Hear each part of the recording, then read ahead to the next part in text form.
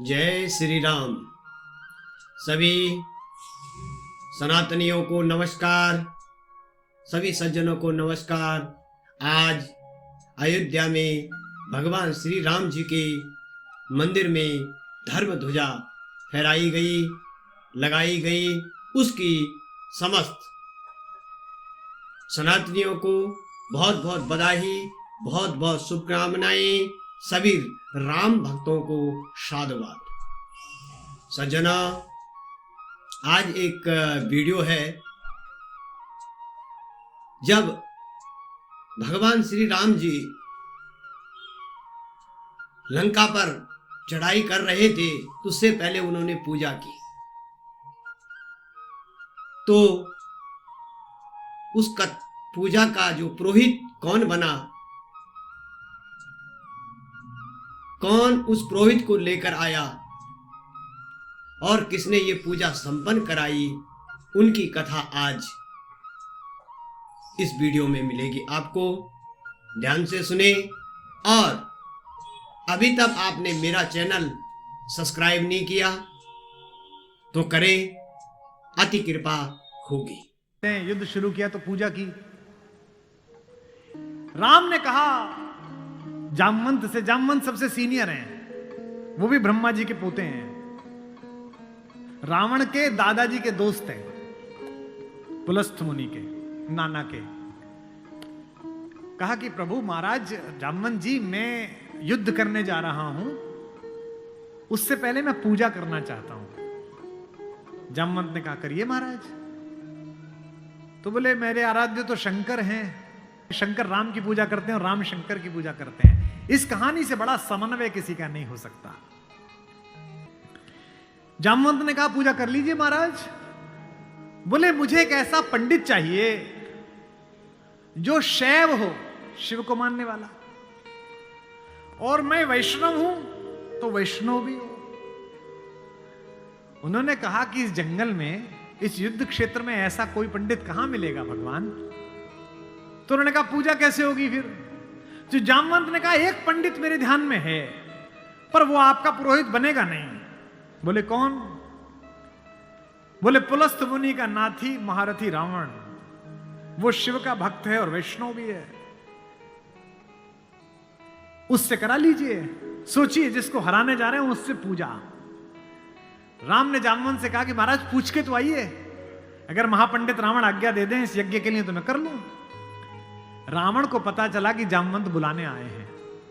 रावण ने अपने सैनिकों से कहा कि जैसे ही दादा जामवंत आए, कोई उनसे प्रश्न ना करे, उन्हें बस महल का मार्ग दिखा दे, हाथ जोड़ के सब चरण छुएं।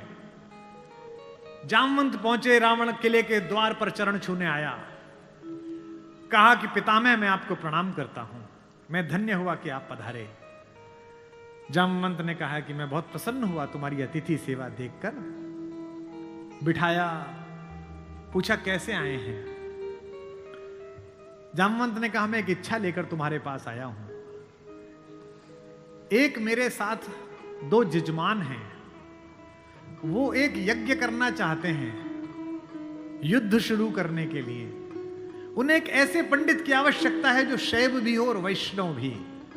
तुमसे अधिक गुणी व्यक्ति तो पृथ्वी पर नहीं है, क्या उनका पुरोहित बन सकोगे। क्या पूछा रावण ने, पहला क्या करैक्टर है। वाह। रावण ने कहा जहां तक मुझे सूचना है, आपके दोनों यजमान अयोध्या के निर्वासित राजकुमार राम और लक्ष्मण तो नहीं है।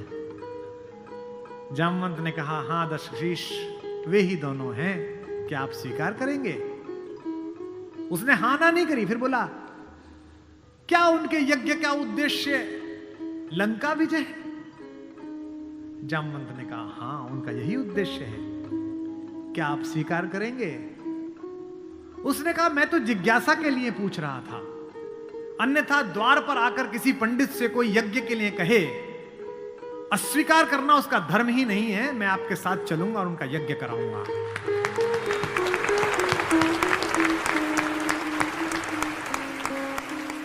जामवंत ने कहा कि क्या मुहूर्त निकला। उसने नवग्रहों को बुलाया, बोले इधर बैठ, तू इधर बैठ, तू इधर बैठ। वो तो अपने ही हाथ में था, तू मिनिस्टर ऑफ स्टेट, तू फुल कैबिनेट। बता कितने बजे। बोले जी सुबह 5:30 बजे ब्रह्म मुहूर्त में, जिसमें हम पैदा हुए।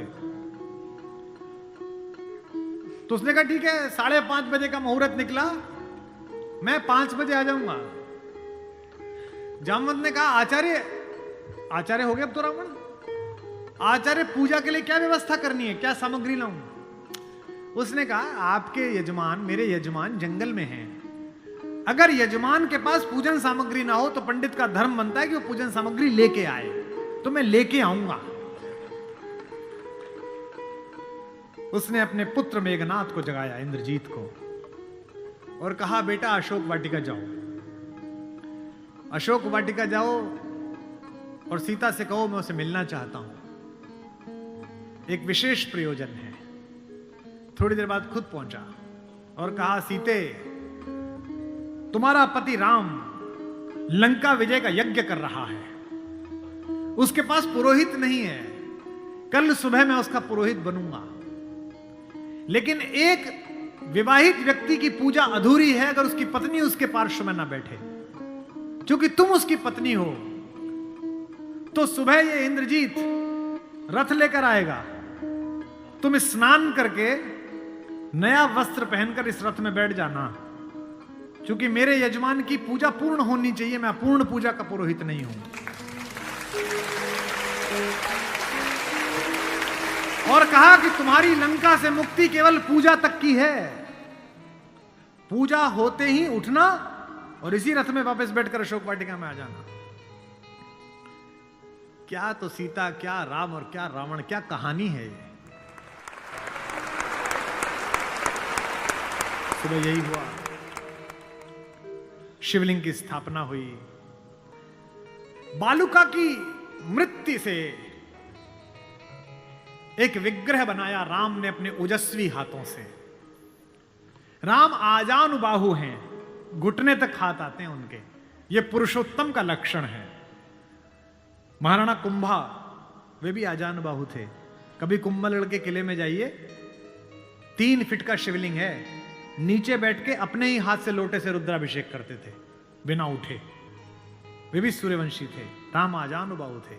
उन्होंने अपने बड़े बड़े हाथों से शिवलिंग तैयार करा, धोती पहने हुए, तिलक लगाए हुए तेजस्वी रावण पहुंचा। राम और लक्ष्मण ने आसन से खड़े होकर अपने पुरोहित को प्रणाम करा। आचार्य, मैं दशरथ का पुत्र राम अपने छोटे भाई लक्ष्मण के साथ आपको प्रणाम करता हूं। दोनों ने पैर छुए रावण के और कहा कि आचार्य आसन ग्रहण करिए। आचार्य ने पूजन प्रारंभ किया। ओम गणपति गंगावाय। अब ये कि पत्नी कहां से आए? आचार्य ने पूछा राम से। मेरे यजमान विवाहित है? राम ने कहा हां आचार्य मैं विवाहित हूं। अपनी धर्म पत्नी से कहिए कि वो आपके पार्श्व में आकर बैठे। राम ने कहा आचार्य मेरी धर्म पत्नी मेरे साथ नहीं है। तो जामवंत ने कहा आचार्य पूजा कैसे होगी? बोले पितामह मैंने आपसे कहा था कि किसी यजमान के पास अगर सामग्री किसी भी तरह की पूरी ना हो, कोई व्यवस्था पूरी ना हो, तो आचार्य का धर्म है कि वो पूरी व्यवस्था बना के लाए। बेटा इंद्रजीत, यजमान की पत्नी को उनके पार्श्व में स्थापित करो। अपहरण गई हुई मां हमारी जगत जननी भारतेश्वरी पार्श्व में बैठी।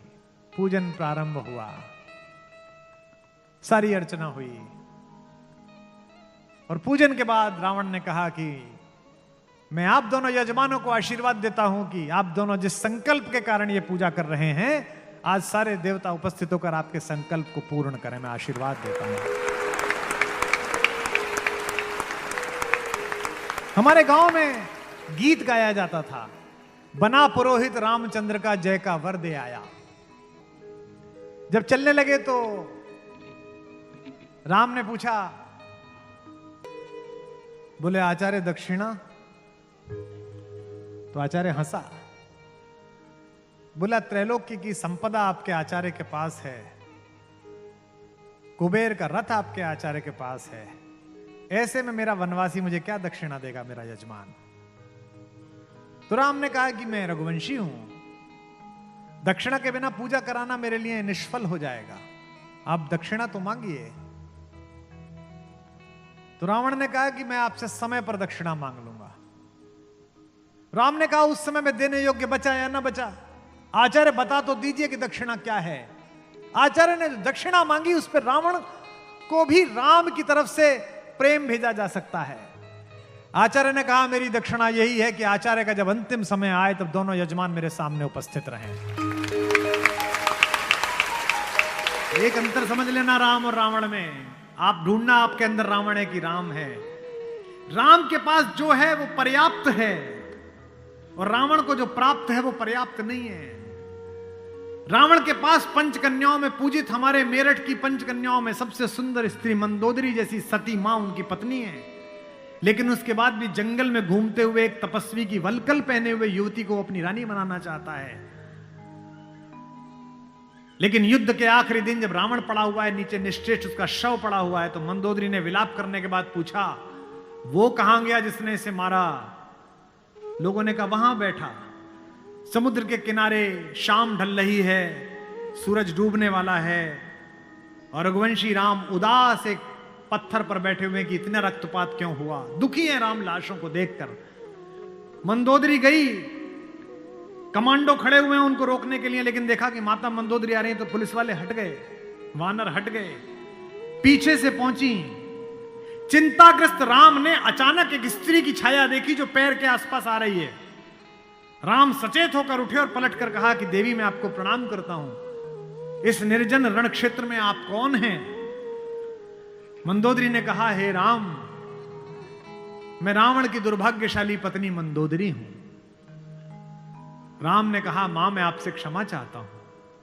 आपका पति बड़ा तेजस्वी था, महाज्ञानी था, उच्च कुल में पैदा हुआ था, ब्रह्मा का वंशज था, लेकिन उसने अनीति की थी इसलिए मुझे उसको मारना पड़ा।